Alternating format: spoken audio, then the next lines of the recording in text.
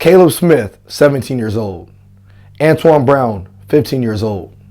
Clifford Swan, 13 years old. Trinae Thompson, 8 years old. Xavier Usanga, 7 years old. 163 is the number. 163 is the number of children that have been killed this year in 2021. I'm all about saying people's names that have been unjustifiably killed by police. I'm all about trying to figure out how we can stop, police violence if anytime something goes south. I'm all about calling out the bad cops. I'm all about trying to have a reform in police when it's needed. But what I'm not about brushing over all of these kids that were killed by the senseless act of gun violence that's going on in our country right now. This is not a gun violence propaganda post. This is not a, hey, how can we get guns off the street post. This is a post that needs to specifically address the issues that are going on in our communities. We like to always talk about how there's this, epidemic of police violence at a rampant rate.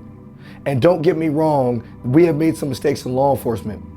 But what we're brushing over is the violence that's going on in our communities, that's hurting our communities right now, every single day as we speak.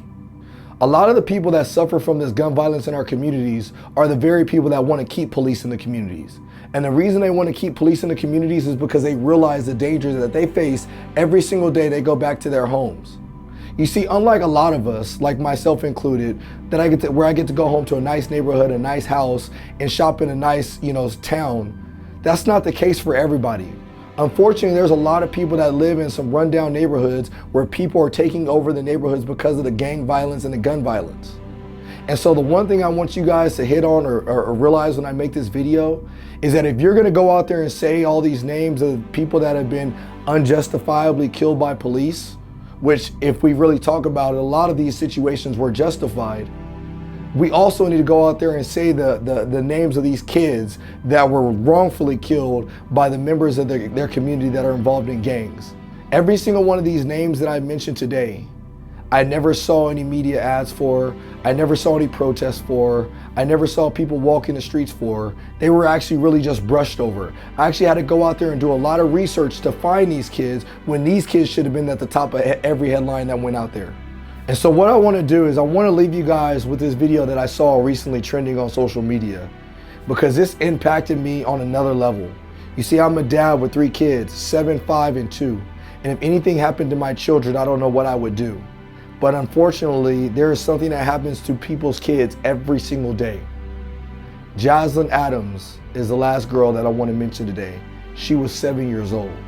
And she was recently shot over the weekend sitting in her car with her parents in a drive-thru because of a drive-by shooting.